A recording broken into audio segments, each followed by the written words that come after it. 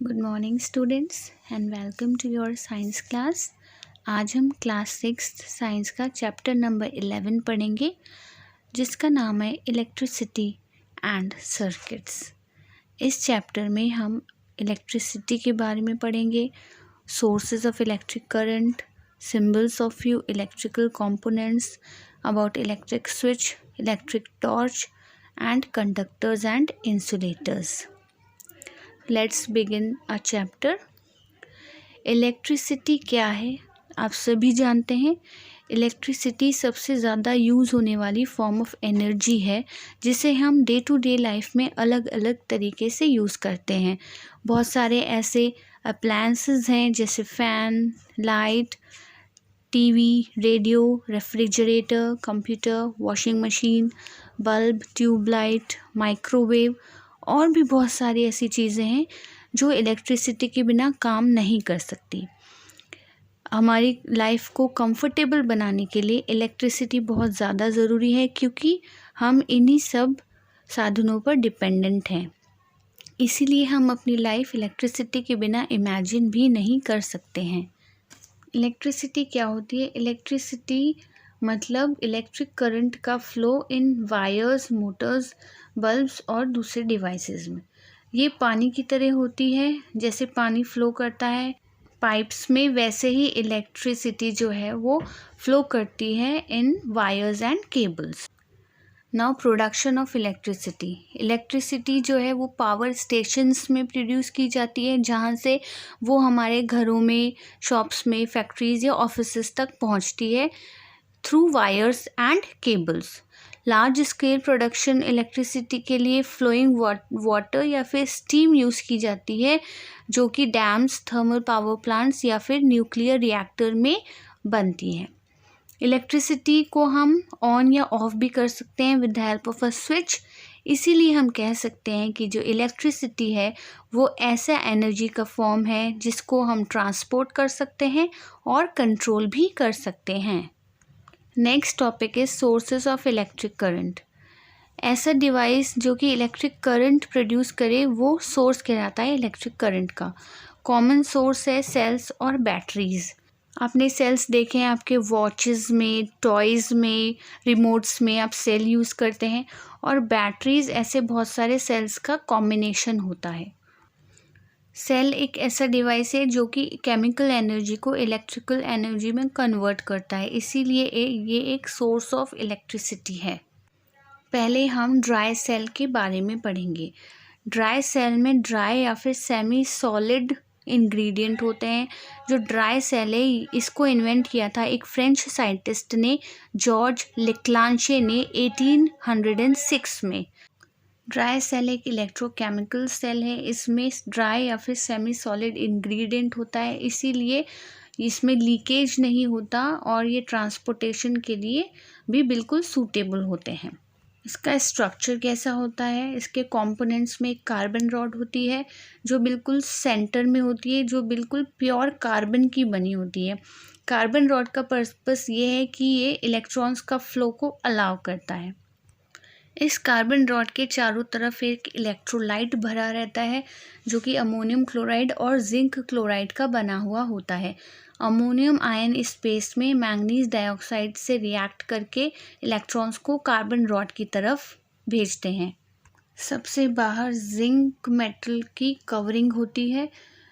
जो इलेक्ट्रॉन्स होते हैं वो इलेक्ट्रोलाइट से कार्बन रॉड की तरफ फ्लो करते हैं जिससे कि इलेक्ट्रिक करंट प्रोड्यूस होता है। ये एक ड्राई सेल का डायग्राम है। ये जो सेल है इसमें दो टर्मिनल्स हैं, एक पॉजिटिव और एक नेगेटिव। जो टिप है मेटल कैप की वो पॉजिटिव होता है और बेस है जिंक कैन का, वो नेगेटिव टर्मिनल होता है ड्राई सेल का। जो इलेक्ट्रिक करंट है वो एक टर्मिनल से दूसरी टर्मिनल की तरफ फ्लो करता है। ड्राई सेल में मैंगनीज डाइऑक्साइड और जिंक प्राइम मटेरियल्स होते हैं। जिंक कार्बन जो बैटरी है ये most widely used dry cell का एग्जाम्पल है। कुछ एडवांटेजेस हैं ड्राई सेल के in comparison to other cells. एक तो ये बहुत चीप होते हैं, small and easy to store and use, और can not deliver a high current, compact होते हैं, एक जगह से दूसरी जगह हम इजीली ले जा सकते हैं और बहुत ही इजी होते हैं यूज़ करने के लिए। इलेक्ट्रिक सेल्स मेनली 2 टाइप्स के होते हैं, प्राइमरी और सेकेंडरी। प्राइमरी सेल अभी हमने देखा जो ड्राई सेल है उसे हम सिर्फ एक बार यूज़ कर सकते हैं, वो रिचार्जेबल नहीं है, इसीलिए यूज़ करने के बाद उसे हमें फेंकना पड़ता है। सेकेंडरी सेल्स ऐसे सेल्स होते हैं जिसको हम बार बार रिचार्ज कर सकते हैं, जैसे मोबाइल फ़ोन्स, लैपटॉप्स और कार की बैटरीज होती हैं। आजकल सोलर सेल्स भी काफ़ी एप्लीकेशन में यूज़ किए जा रहे हैं। सोलर सेल्स जो है वो सनलाइट का यूज़ करते हैं इलेक्ट्रिक करंट प्रोड्यूस करने के लिए। बहुत सारे आजकल जो कैलकुलेटर्स आ रहे हैं उसमें सोलर सेल्स लगे होते हैं। आपने देखा होगा काफ़ी सारी स्ट्रीट लाइट्स या फिर कोई किसी अपार्टमेंट्स में जो लाइट्स होती हैं वो भी सोलर सेल्स से चलती हैं। नेक्स्ट है इलेक्ट्रिक बल्ब। इलेक्ट्रिक बल्ब आप सबने देखा है, एक स्फेरिकल ग्लास के कवर में फिक्स होता है मेटालिक बेस पर। एक पतला कॉइल्ड वायर होता है बल्ब के अंदर जिसे हम फिलामेंट कहते हैं और वो टंगस्टन का बना हुआ होता है। यही फिलामेंट जब हम बल्ब को स्विच ऑन करते हैं तब ये ग्लो करता है। फिलामेंट के नीचे 2 थिक वायर्स होते हैं 2 साइड्स पर। इन दोनों वायर्स में से एक तो मेटल पीस पे कनेक्ट होता है टिप के बेस पर और दूसरा मेटालिक बेस पर कनेक्ट होता है। ये दोनों जो हैं ये बल्ब के 2 टर्मिनल्स फॉर्म करते हैं। जब हम स्विच ऑन करते हैं तो जो इलेक्ट्रिसिटी है वो एक टर्मिनल से पास होते हुए फिलामेंट से होकर दूसरे टर्मिनल से बाहर निकल जाती है। जब इलेक्ट्रिसिटी फ्लो करती है टंगस्टन वायर से तो वो हीट होता है और ग्लो करने लगता है। अगर उसका फिलामेंट टूट जाता है तो वो सर्किट टूट जाता है और बल्ब ग्लो करना बंद कर देता है। आपने नाम सुना होगा इलेक्ट्रिक सर्किट का। ये क्या होता है? इलेक्ट्रिक सर्किट एक अरेंजमेंट है इलेक्ट्रिकल कंपोनेंट्स का जो कि एक कंप्लीट पाथ प्रोवाइड करते हैं ताकि इलेक्ट्रिक करंट उसमें फ्लो कर सके। ये 2 टाइप्स का होता है, ओपन सर्किट और क्लोज सर्किट। ओपन सर्किट, अगर सर्किट की पाथ में कोई भी गैप होगा तो सर्किट पूरा नहीं होगा और इलेक्ट्रिकल अप्लायंस लाइट नहीं होगा, ये सर्किट ओपन सर्किट कहलाता है। क्लोज सर्किट, अगर जो क्लोज्ड पाथ है उसके अंदर कोई भी गैप नहीं होता तो इलेक्ट्रिकल अप्लायंस लाइट करता है, ग्लो करता है, तो वो एक क्लोज सर्किट होता है। हम कह सकते हैं कि इलेक्ट्रिकल सर्किट ऐसा कुछ है जो कि इलेक्ट्रिसिटी को ट्रैवल करने के लिए एक पाथ प्रोवाइड करता है। जितने भी इलेक्ट्रिकल अप्लायंसेस हम डेली यूज़ करते हैं उन सब में इलेक्ट्रिकल सर्किट का यूज़ होता है। नेचर में भी हम इलेक्ट्रिकल सर्किट्स देख सकते हैं, जैसे हमारी बॉडी में जो नर्व्स हैं उसमें इलेक्ट्रिकल सर्किट्स होता है, लाइटनिंग, क्लाउड्स, और हमारे अर्थ में भी इलेक्ट्रिकल सर्किट होता है। इलेक्ट्रिकल सर्किट के 4 पार्ट्स होते हैं। Source of electricity like cell या बैटरी, एक मेटल वायर जो कि पाथ प्रोवाइड करता है for flow of electric current, electrical appliances जैसे इलेक्ट्रिक बल्ब, और स्विच या की जो कि करंट के फ्लो को रेगुलेट कर सके। अब ये स्विच क्या होता है? इलेक्ट्रिक स्विच एक सिंपल डिवाइस है जो या तो सर्किट को ब्रेक करता है या फिर कंप्लीट करता है। जिन सर्किट्स में स्विच होते हैं वो हम ऑन या ऑफ कर सकते हैं। जब हम स्विच ऑन करते हैं तो वो सर्किट को कंप्लीट करता है और इलेक्ट्रिकल डिवाइस वर्क करता है। अगर स्विच ऑफ है तो वो गैप ला देता है सर्किट में, सर्किट टूट जाता है और इलेक्ट्रिसिटी आगे फ्लो नहीं कर पाती है और जो इलेक्ट्रिकल अप्लायंस है वो लाइट या ग्लो नहीं कर पाता है। नेक्स्ट टॉपिक है symbols of few electrical components. ये कुछ कंपोनेंट्स हैं जिसके सिंबल दे रखे हैं।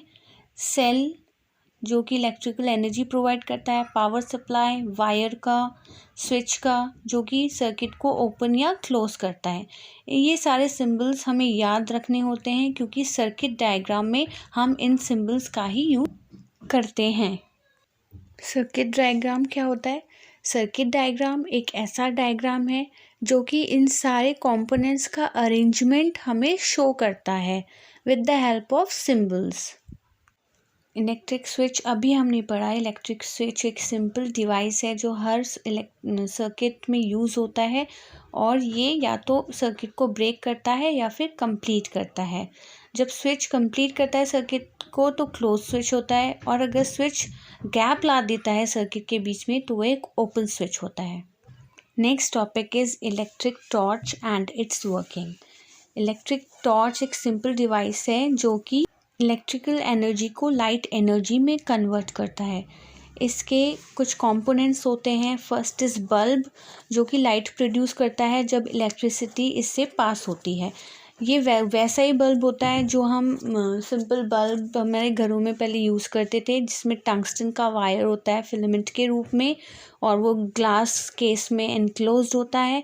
2 टर्मिनल्स होते हैं। जब करंट फ्लो करता है फिलामेंट से तो वो हीट अप करता है और वो ग्लो करना स्टार्ट कर देता है। जो बल्ब है वो सोर्स ऑफ लाइट है। Then battery. टॉर्च में हम बैटरी यूज़ करते हैं जो कि एक इलेक्ट्रिसिटी का सोर्स का काम करती है। प्लास्टिक बॉडी, ये सारे जो पार्ट्स होते हैं टॉर्च को, उसको एक साथ होल्ड करके रखती है। देन स्विच जो है वो टॉर्च को ऑन या ऑफ करने के काम आता है और ये करंट के फ्लो को भी कंट्रोल करता है। Working of an electric torch, जब स्विच जो है ऑन पोजीशन में होता है तो सर्किट क्लोज्ड होता है और करंट बल्ब से फ्लो करता है और जो बल्ब है वो ग्लो करता है और लाइट प्रोड्यूस करता है। जब स्विच ऑफ पोजीशन में है तो सर्किट ओपन सर्किट की तरह बिहेव करता है और जब कोई भी फ्लो नहीं होता करंट का तो वो लाइट प्रोड्यूस नहीं हो पाती है। नेक्स्ट है कंडक्टर्स एंड इंसुलेटर्स। जो सारे मटेरियल्स हैं हमारे अराउंड, उनको हम 2 कैटेगरीज में क्लासिफाई कर सकते हैं, कंडक्टर्स और इंसुलेटर्स। ऐसे मटेरियल्स जो कि करंट को फ्लो करने में के लिए अलाउ करते हैं वो कहलाते हैं कंडक्टर्स। For example metals. ऐसे मटेरियल्स जो कि इलेक्ट्रिक करंट को फ्लो नहीं करने देते हैं वो कहलाते हैं इंसुलेटर्स।